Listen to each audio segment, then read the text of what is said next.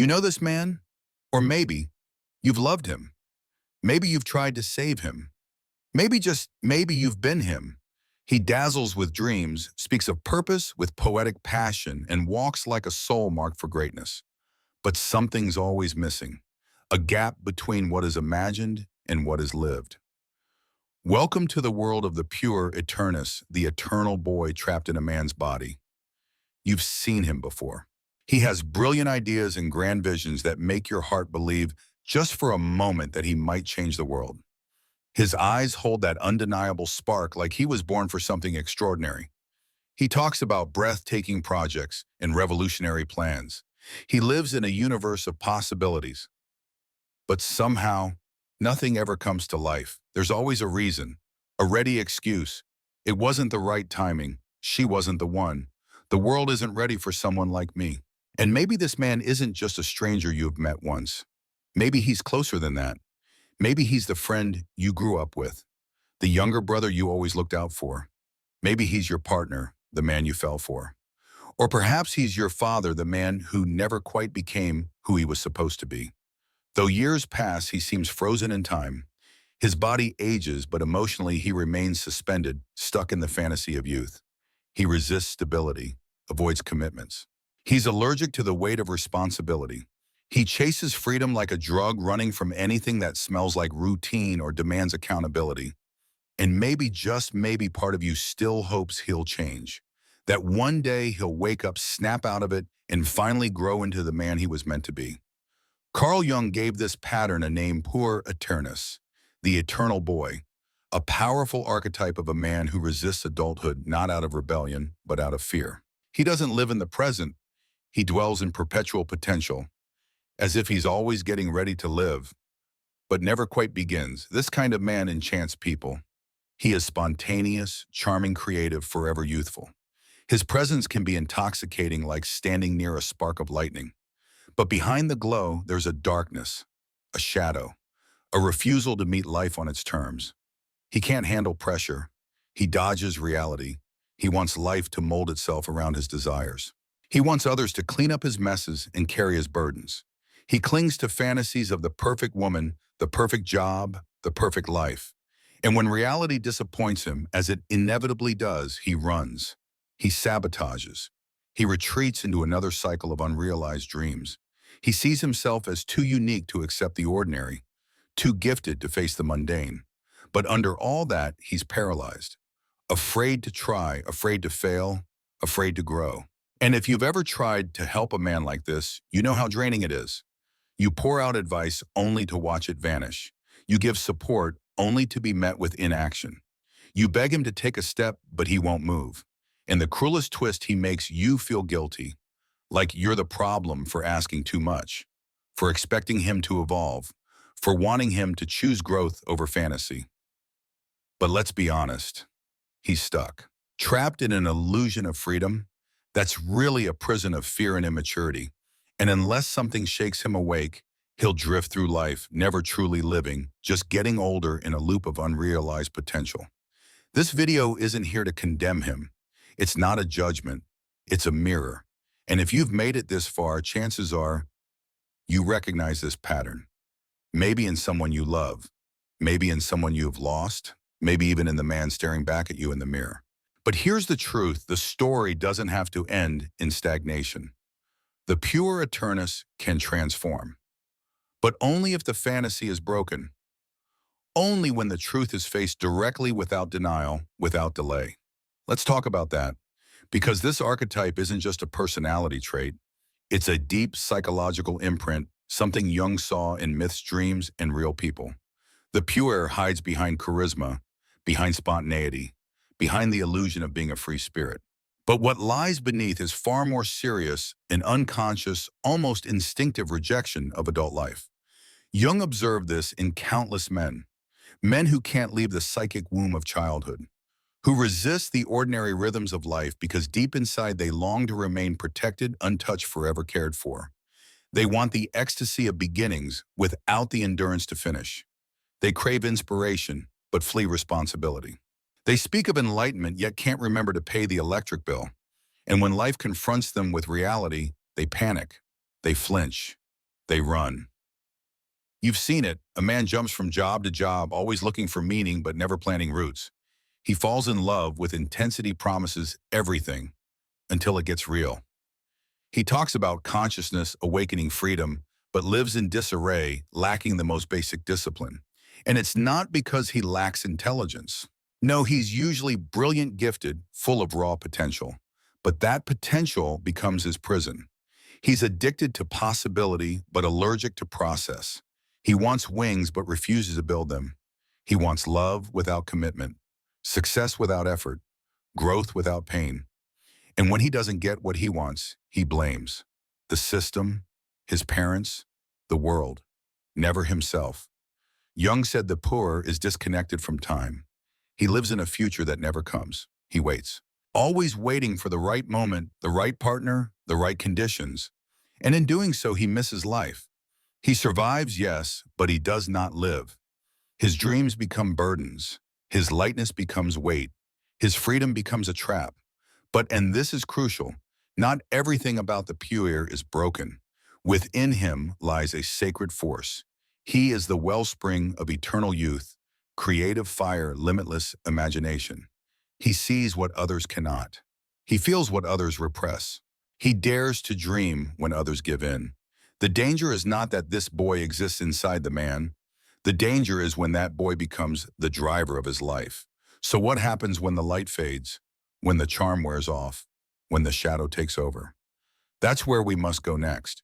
Because behind the sparkle of the pure eternus lies a much darker truth, one that doesn't just affect him, but silently sabotages everyone around him.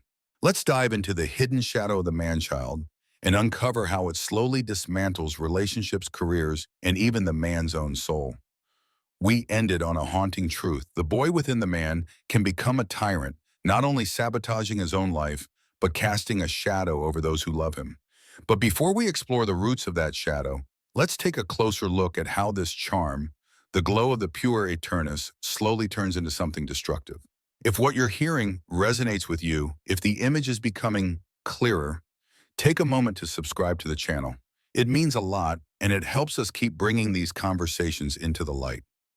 Now, let's go deeper. There's something undeniably magnetic about a man living under the spell of the pure eternus. He feels like a gust of wind on a suffocating day. He's poetic, playful, spontaneous. He speaks with passion, dreams, and color, and walks as if the rules of time don't apply to him. He rejects the ordinary, refuses labels, shuns permanence. He floats through life unattached, unburdened, at least on the surface. And to many, this is irresistible. In a world choked by expectations and endless checklists, his rebellion feels like freedom. But herein lies the trap. What looks like freedom is often a well-dressed escape, a performance, a carefully woven illusion that conceals the one thing he fears above all else: reality. He is not free. He is fleeing. He is on the run from discomfort, rejection, boredom, failure. He resists the responsibility of owning his life, and in avoiding that responsibility, he builds his own invisible cage. Every time he dodges a decision, postpones a commitment, or transfers blame, the walls of that cage grow higher. Yet from the outside, it still looks like liberty. You've probably seen it with your own eyes. He says he doesn't want a 9-to-5 job because he's meant for something greater. But deep down, the truth is harder. He's terrified of structure, of submitting to order, of being just another cog in the wheel. He says relationships are too confining, that love is a trap. But the real fear: vulnerability, accountability, being seen without the mask, being loved for who he is and then asked to stay. He says he's a free spirit allergic to rules. But what if the truth is simpler and sadder? That he never learned how to honor boundaries, that he mistakes immaturity for independence. His freedom is not rooted in power, it's rooted in fear. Fear of becoming ordinary, fear of settling, fear of losing that flicker of infinite possibility that has defined him for so long. And so he floats, untouched, untethered, like a helium balloon loose from a child's hand, beautiful to look at, but drifting further and further from the ground. But time doesn't drift. Time moves, and the world does not wait. Carl Jung wrote that the poor eternus lives in a suspended state, as if hovering between the heavens and the earth. He avoids grounding himself, avoids planting roots, avoids the concrete world. He refuses to land. But what happens to anything that never roots, it withers. What refuses to grow eventually fades. Without roots, nothing blooms. Without structure, dreams collapse. Without pain, yes, pain, there is no growth. True freedom is not found in escaping limits, but in consciously choosing what is worth giving yourself to. The eternal boy never chooses. He only runs. And the tragedy is in this endless escape, he doesn't just derail his own destiny. He quietly erodes the lives of those who love him. And now we must enter that territory, the dark side of the pure eternus, where promise begins to decay into destruction, where the gleam of potential starts to corrode the world around it. At first, his light is mesmerizing. He exudes passion. He's unpredictable, wild, inspiring. He draws you in with that boundless energy, that electric sense of anything is possible. But slowly, often imperceptibly, that light begins to dim. His lightness turns into absence. His sensitivity begins to feel like instability. His need for freedom starts to feel more like avoidance. That intoxicating charm fades and something heavier emerges. This is the shadow of the man-child, and it creeps in like fog, quietly smothering everything. It's not always obvious. It doesn't scream, it whispers. It shows up in small acts of neglect. He misses appointments, forgets promises, changes his plans at the last minute. He avoids responsibility like it's poison. And yet, he always has a story to explain it. I'm just not ready. I don't want to force it. I need space. I need time. But the truth, if we're brave enough to name it, is much simpler. He's afraid. Afraid to fail. Afraid to be judged. Afraid to be mediocre. And most of all, afraid to grow up. So without even realizing it, he begins to sabotage anything that demands maturity. His romantic partners suffer first. They fall for his soul, for his sensitivity, for his brilliance. But they live with a ghost. He says he loves them, but he disappears when love requires presence. He says he wants a future, but never takes even the first step toward building one. His family watches with growing heartbreak as he wastes his gifts. His friends, once filled with hope for him, begin to withdraw. They get tired, tired of lifting someone who refuses to stand, tired of circling the same conversation, tired of watching him sink into the quicksand of almost. And beneath all of it is this chilling realization: he's stuck, frozen in emotional adolescence, trapped in a loop where nothing begins and nothing ends. As with all archetypes, the shadow of the pure thrives in the unconscious. He doesn't see what he's doing, not clearly. In fact, he believes the problem lies outside himself. He calls the world dull, others rigid maturity, a betrayal. He criticizes people who commit, who follow through, who accept responsibility. He sees them as conformist sellouts. So he isolates, not just physically, but psychically. He builds a world where his immaturity is justified, where no one is allowed to challenge him. He believes he's protecting his essence, preserving his soul. But what he's really doing is serving fear. Jung said one does not become enlightened by imagining figures of light, but by making the darkness conscious. You cannot heal what you won't face. The shadow of the pure eternus must be brought to light, not shamed but acknowledged, not denied but confronted. The issue isn't the inner child.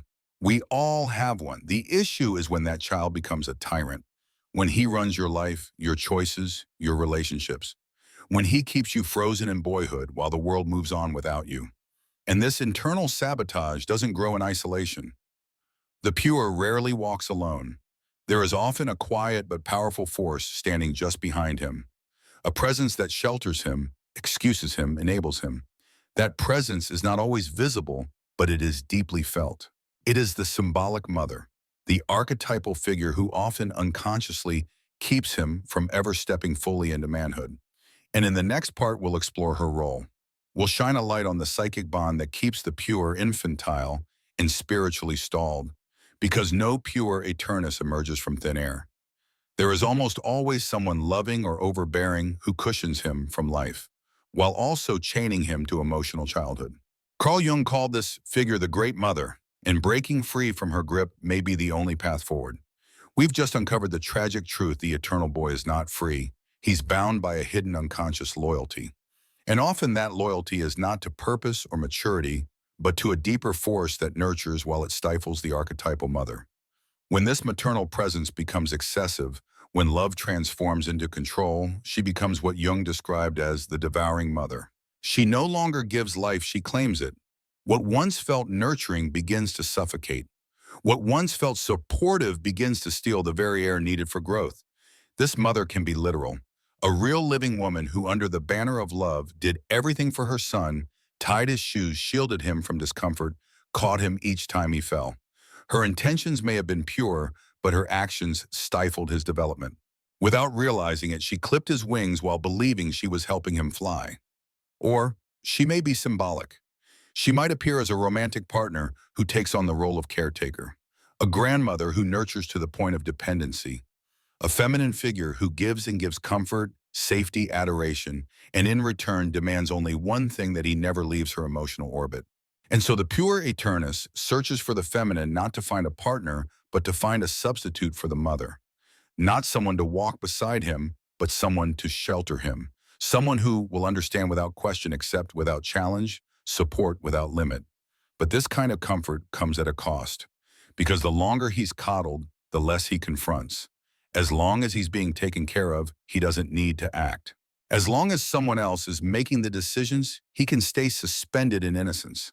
He avoids responsibility, avoids risk, avoids growth, because someone else is softening the blows of the real world. He remains emotionally a boy, waiting for the women around him to fix what he refuses to face. The call to grow up, the call to step forward, the call of adult life.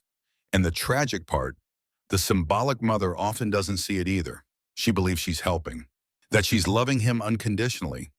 But in truth, she's enabling psychic paralysis. She's feeding a dependency that slowly drains them both. Jung was clear: one of the greatest tragedies is when the mother refuses to let the psychological birth take place. The body grows older, but the soul does not. The man walks through life with the appearance of age, but the inner world of a child. He craves comfort instead of grounding, safety over strength, understanding over action. And this becomes especially dangerous when the pure enters a romantic relationship. At first, it's beautiful. He falls fast and hard. He idealizes his partner, places her on a pedestal, imagines her as the one who will finally complete him. She's not a person, she's a dream, the one who will fill every void he's too afraid to name.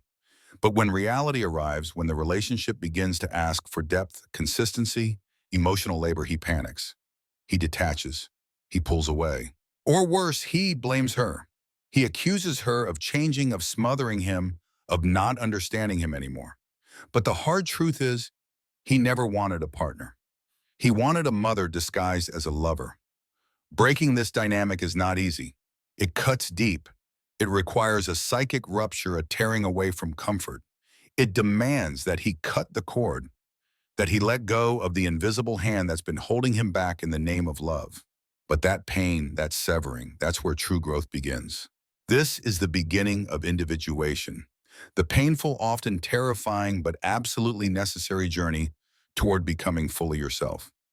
Jung called it a psychic birth, and like any birth, it is accompanied by blood pain and the symbolic death of what was, because growing up hurts. But not growing, that hurts even more.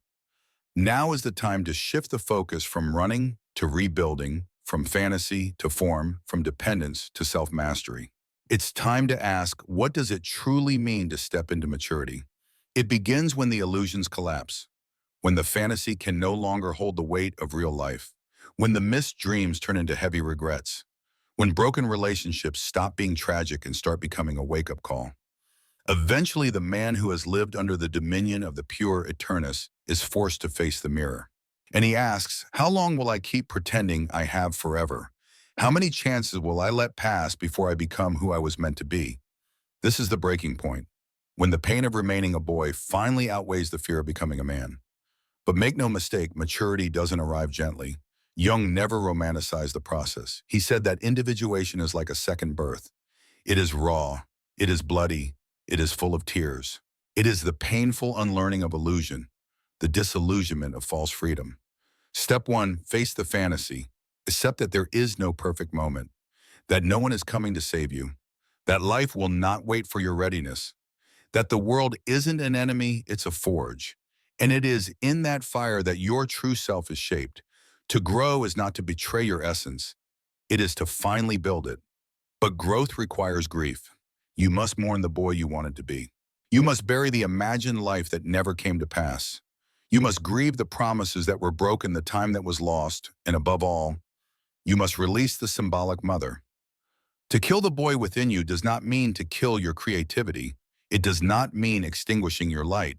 It does not mean losing your imagination. It simply means stop using the boy as an excuse to run from life. Let him live, but let him follow, not led. Let the man take the wheel. Maturity demands structure, discipline, and consistency. It means saying no when yes would be easier. Showing up even when you're tired. Staying when everything in you wants to leave. Building when you'd rather dream. Facing the silence instead of fleeing to distraction. It means choosing depth over novelty, stability over adrenaline, presence over performance. And here lies the paradox: when the pure Eternus is integrated, not denied, not exiled, he becomes a wellspring of vision. He becomes the artist, the creator, the innovator. But now his brilliance is guided by a psyche that is anchored, capable, and strong. This is not the death of the boy. It is his transformation. It is his resurrection. It is the return of his gifts, but now within a man who can wield them. And yet this process is not automatic. It doesn't happen because you age. It happens because you choose. And many men, perhaps even you, reach this moment and feel lost. They know childhood is over. They know the patterns are breaking, but they don't yet know how to move forward. That's exactly what comes next. In the next part of this video, we speak directly to those who are standing at the threshold. Those who are done with escape, but uncertain how to begin the rebuild.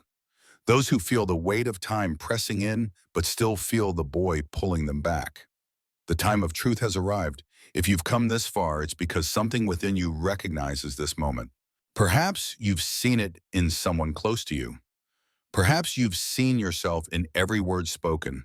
There is no shame in that. None. Because awareness is the first act of courage. And healing begins the moment you stop hiding and start looking in the mirror, honestly, bravely, fully. We've reached a turning point. Because after all the illusions have crumbled and after the boy within has been exposed, we are left with one undeniable truth. The choice to grow or remain trapped belongs to each of us. The reality is none of us are exempt. Every person at some point carries the temptation to stay a child in a world that demands maturity. It's a universal struggle quietly etched into the human heart. We've all, in one way or another, tried to escape the weight of responsibility. We've dreamed of shortcuts, of loopholes, and fate of being rewarded without the climb. We've all silently wished that life would just pause just for a moment so we could catch up before being asked to face its demands.